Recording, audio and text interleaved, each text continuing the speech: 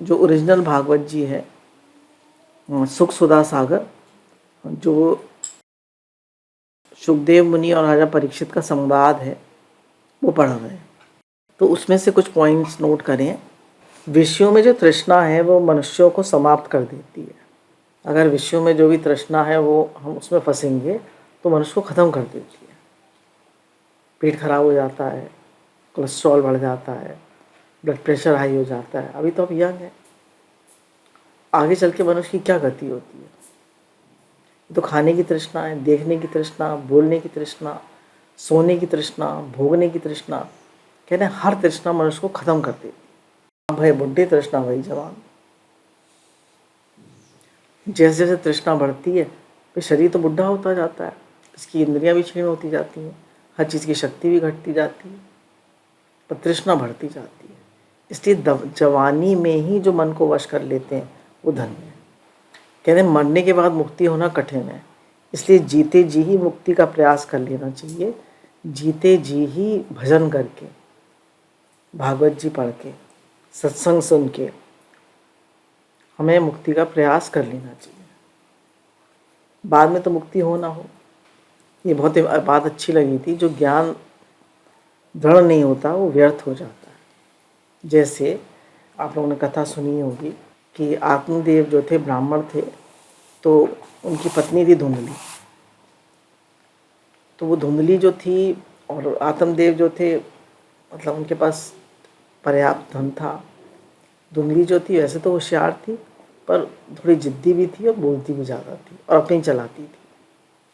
पर ठीक है, उनका जीवन ठीक सुख से कट रहा था, पर उनके कोई बच्चा नहीं था। इसका आत्मदेव को भी बहुत दुख था। तो एक बार वो नदी किनारे बैठा था और बहुत दुखी था। सोचा था कि बच्चा नहीं, एक भी इच्छा है, वो तो एक दिखाया है कि भाई आत्मदेव को पुत्र की इच्छा थी, एक भी इच्छा होगी तो मनुष्य को एक ही इच्छा मनुष्य को मारने के लिए तैयार हो जाती है। तो वहाँ पे उसको एक महात्मा मिल गए, तो उन्होंने कहा कि तुम बड़े दुखी लग रहे हो, क्या बात है। बोले मेरे जीवन में सब कुछ है पर संतान नहीं है। तो उन्होंने कहा संतान से सुख नहीं होता है, सुख अब स्वयं से होता है, सुख भगवान में है। पीछे ही पड़ गया। तो उन्होंने कहा अच्छा ठीक है, ये फल अपनी पत्नी को दे देना।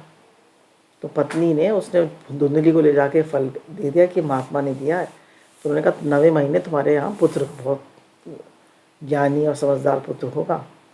पर धुंधली जो थी वो बहुत ही तप नहीं करना चाहती थी। भाई 9 महीने अगर ठहरेगा, उसको प्रसव पीड़ा सहन करनी पड़ेगी, मतलब जब बच्चा प्रेग्नेंट होगी तो सहन करना पड़ेगा।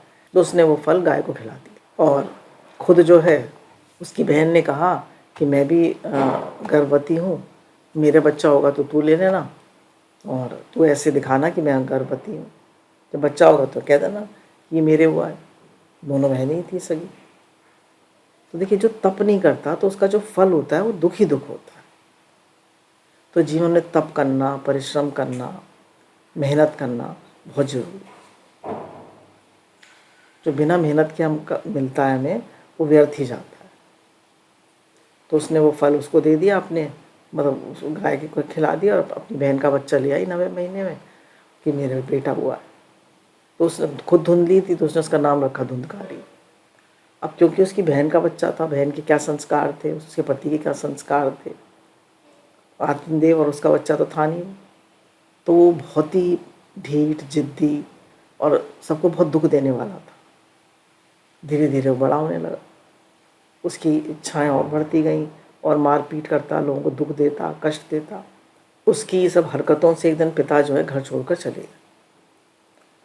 थोड़े दिन बाद क्या होता है कि वो जो गाय को फल खिलाया था, तो उसके पुत्र होता है, उसका नाम, उसके बड़े बड़े कान होते हैं, उसके भी मनुष्य जैसा पुत्र होता है, तो उसका नाम रखते हैं गौकर्ण।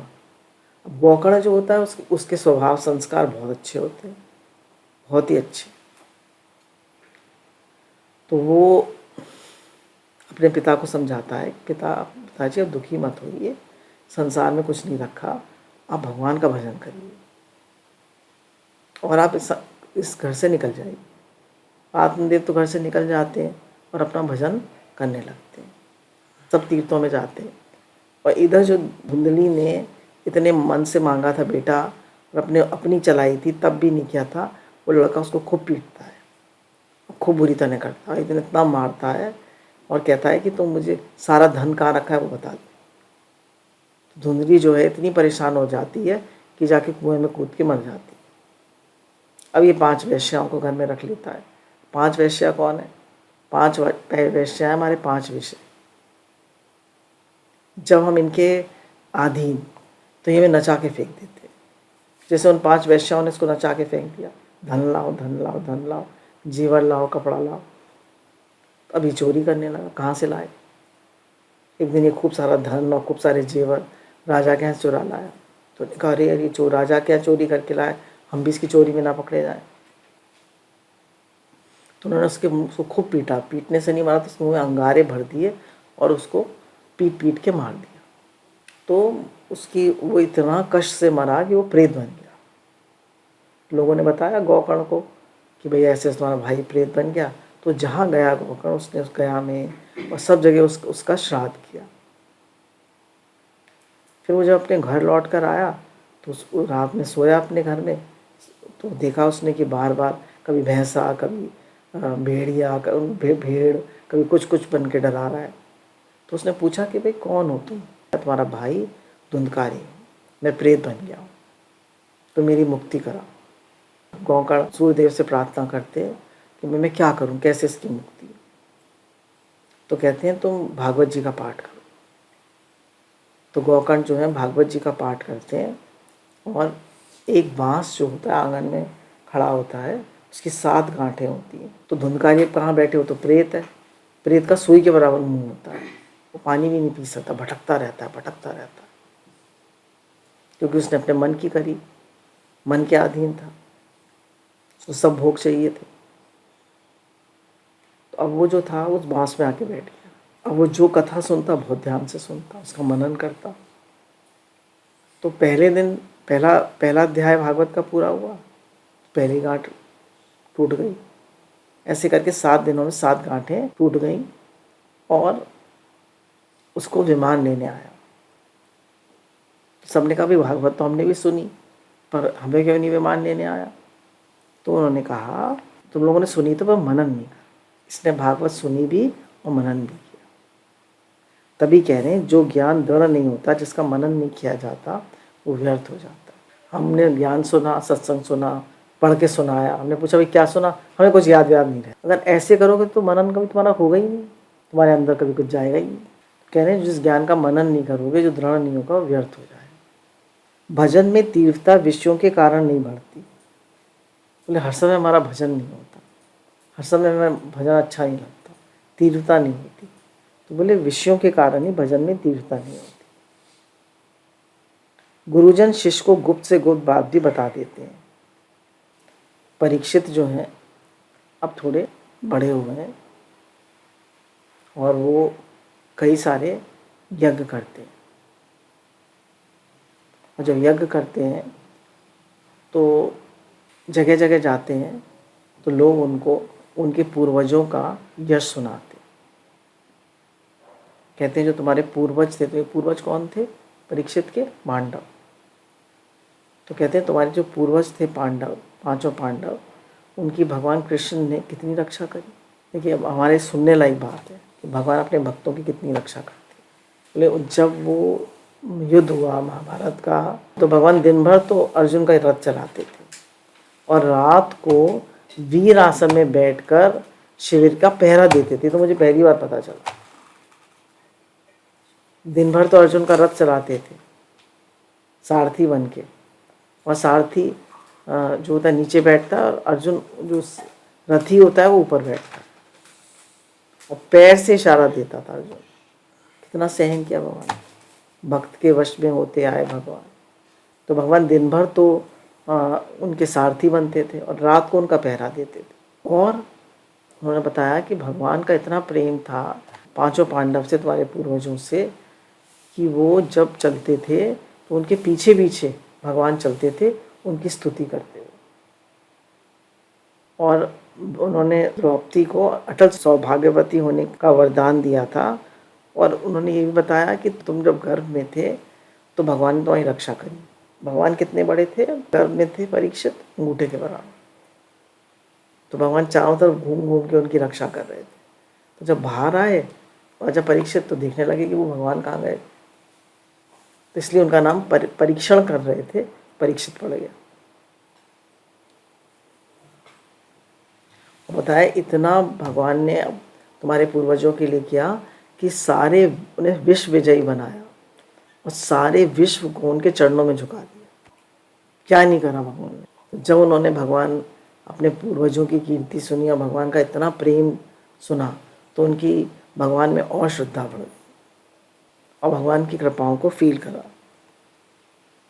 अब ये श्रीमद् भागवत में ब्रह्मा जी ने जब उनकी स्तुति करी है भगवान की, जब उन्हें मोह हो गया था, जब भगवान जो थे ग्वाल वालों के साथ प्रसाद पा रहे थे, तो ब्रह्मा जी ने सब उनके वो चुरा लिए थे, ग्वाल बाल और बछड़े वगैरह, देखने के लिए कि ये भगवान है, ये कौन है। तो जब उन्हें मोह हो जाता है, भगवान तो सब खुद बन जाते हैं, सबको पता ही है। फिर क्या होता है कि वो जब स्तुति करते हैं तो ये कुछ भगवान से कहते हैं।